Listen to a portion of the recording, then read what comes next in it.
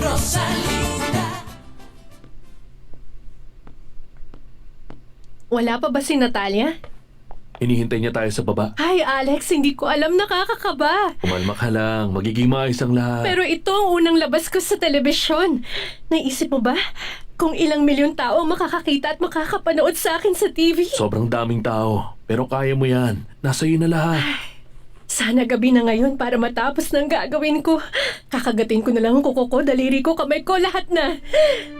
Ay, sana swertihin ako ngayong gabi. Sigurado yan.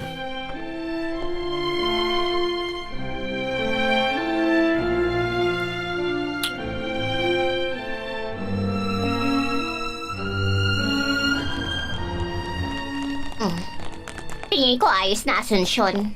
Pero tingin mo makikita lahat na manonood. Oo naman, syempre. Dahil walang papayag dito na hindi mapanood ngayong gabi ang Alfin de Semana. Hay, ngayon makikita na din si Paloma na parang si Rosalinda. Kung ganun, ikaw yung babaeng magde-debut ngayong gabi? Oo, ako si Paloma. Nice to meet you. Ako si Guadalupe Esparza. Siyempre naman, kilala ko po kayo. Nice to meet you. Kayo na po, senyor.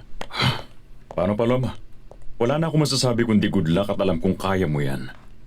Umalma ka lang, magtiwala ka at magiging maayos ang lahat. Isa pa, mauhulog sa'yo ang mga manonood. May isa pa pala akong sasabihin na gusto kong tandaan mo. Palagi mong kasama ang Birhen ng Guadalupe, maliwanag? Ay, maraming salamat, ah. Nakita mo ba, Natalia?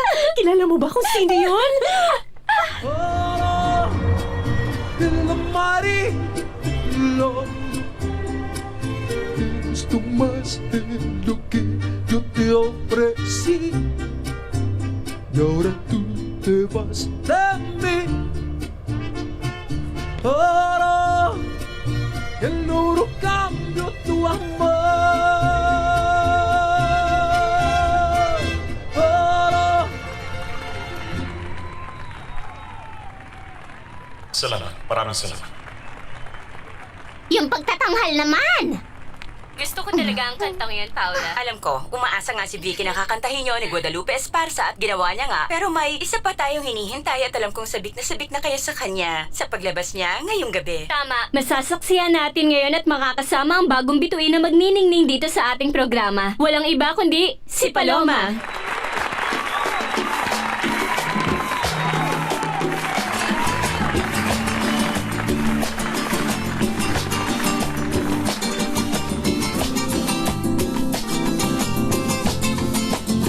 Es la magia de tu cuerpo o el perfume de tu aliento. Es el fuego de tu hoguera que me tiene prisionera. El veneno dulce de tu encanto es la llama que me va quemando. Es la miel de tu Kamukhang-kamukha nga siya ni Rosalinda! Sobrang kamukha. pura. No soy nada sin la luz de tu mirada. Parang sobrang kapal ng makeup niya. Dahil artista siya, Mama. Pero kamukha niya talaga. Ano sa tingin mo, Javier? Parang ang siya si Rosalinda. Diyos ko po. Imposible na may dalawang tao na sobrang magkamukha.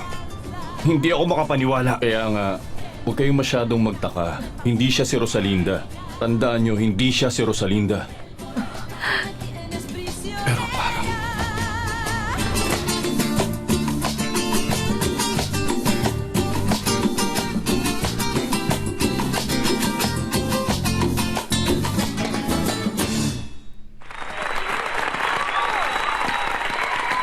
Napakagaling!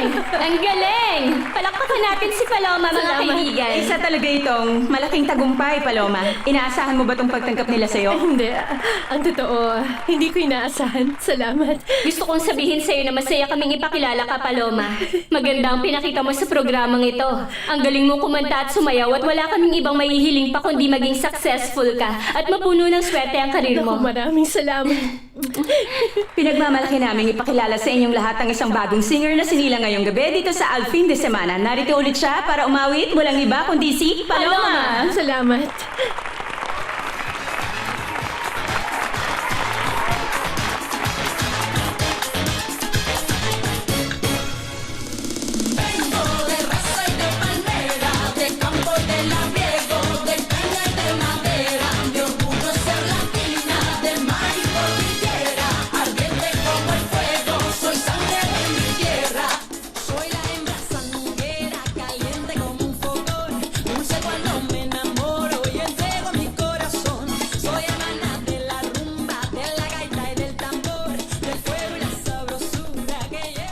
Paano kaya nangyari to?